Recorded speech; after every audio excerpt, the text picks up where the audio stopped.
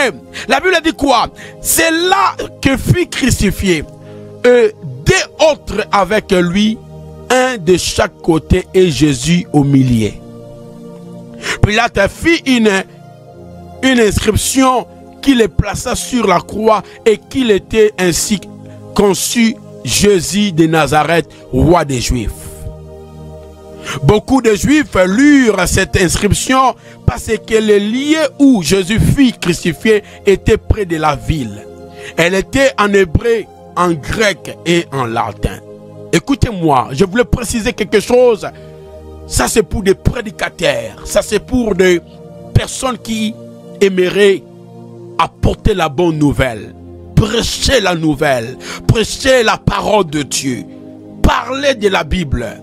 Écoutez-moi très bien. Ici, dans le verset Jean 19,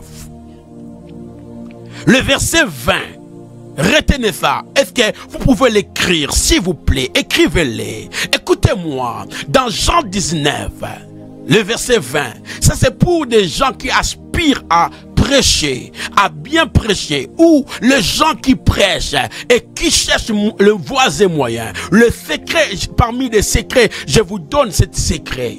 Écoutez-moi. La Bible dit quoi? Beaucoup de Juifs lurent cette inscription parce que le lieu où Jésus fut crucifié était près de la ville. Elle était en hébreu. Cette inscription, c'était en hébreu. Deuxième inscription, c'était en grec. Troisième inscription, c'était en latin. Bien aimé, ces trois langues-là. Si tu es un prédicateur, oh my God, Librazita Kariyamasa. Si tu es un prédicateur, si tu ne maîtrises pas l'hébreu, je ne dis pas que tu maîtrises l'hébreu, tu commences à parler, non. Hébreu biblique, c'est-à-dire certaines paroles de la Bible. La compréhension de cela. Beaucoup de personnes disent Golgotha, Golgotha.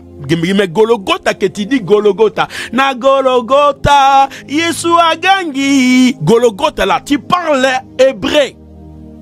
Lorsque tu dis Golgotha, c'est en hébreu.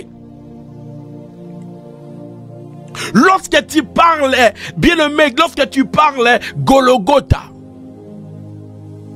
c'est en hébreu.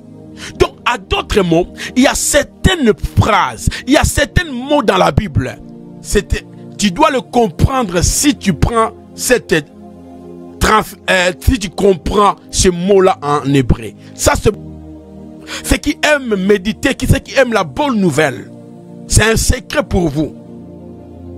Quelqu'un qui est en train de prêcher et il est en train de rentrer de gauche à droite parce qu'il a compris les secrets. Et pour votre information, l'Ancien Testament est écrit en hébreu. Le Nouveau Testament est écrit en grec. Les deux langues. Mais sur la croix, la Bible dit quoi? L'inscription qu'on avait écrit le roi des Juifs, c'était écrit en hébreu, en grec et en latin. Aujourd'hui, malheureusement, lorsque tu commences à parler l'hébreu ou lorsque tu commences à expliquer l'hébreu, les termes d'hébreu, certaines personnes, certaines communautés, certaines personnes commencent à te qualifier, tu commences à toucher cabale juif, parce que l'hébreu c'est pour les juifs. Lorsque tu commences à toucher les grecs et latins, oh non, tu commences à nous amener des gréco-romains. Tu commences à nous amener des gréco-romains. Oh, ils ne comprennent pas que la Bible, telle qu'il est conçu, il y a des mots hébreux, il y a des mots grecs. Maintenant, là où ça va encore t'aider, pour que tu puisses comprendre la Bible, parce que la Bible est écrite en français, mais il y a certains mots est écrits en hébreu et en grec. Mais attention, il faut aller dans l'étymologie. Lorsque vous apprenez, lorsqu'on tu apprend étymologie d'un mot, c'est-à-dire l'originalité, la source de ces mots, bien-aimé, tu dois passer par latin.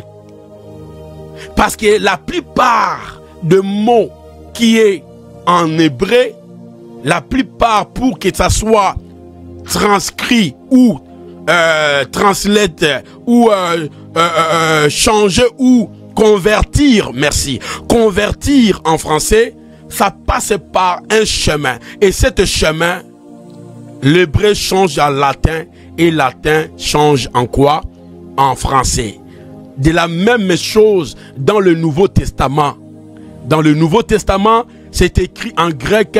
Lorsque tu cherches l'étymologie, tu dois voir directement le mot là en français. Mais vous et moi, nous savons bien que le français, la plupart des mots francophones ou la plupart des mots en français sont tirés à latin. Et c'est-à-dire que nous avons, nous les prédicateurs, nous avons l'obligation de comprendre l'hébreu, de comprendre les grecs, de comprendre le latin pour la compréhension de ces mondes qui sont en face de nous, pour apporter ce qu'est la compréhension étymologique, pour comprendre. Mais quand tu touches en hébreu, on te qualifie, tu commences à rentrer dans les cabales juifs, c'est pour cela que tu es intéressé par des termes hébraïques. Quand tu touches quand tu trouves grec et latin, oh non, tu commences à rentrer dans les gréco-romains.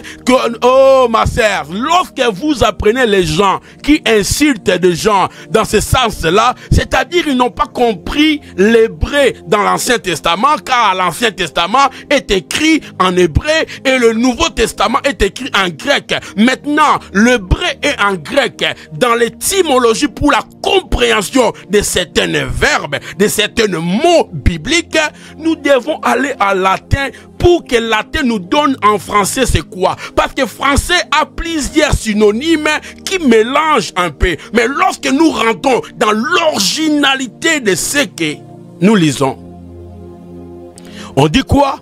Les liens de crâne. Or, certaines personnes, parce que les pasteurs savent Golgotha, c'est en hébreu, mais en français, c'est les liens de crâne. Mais lorsque tu rentres dans...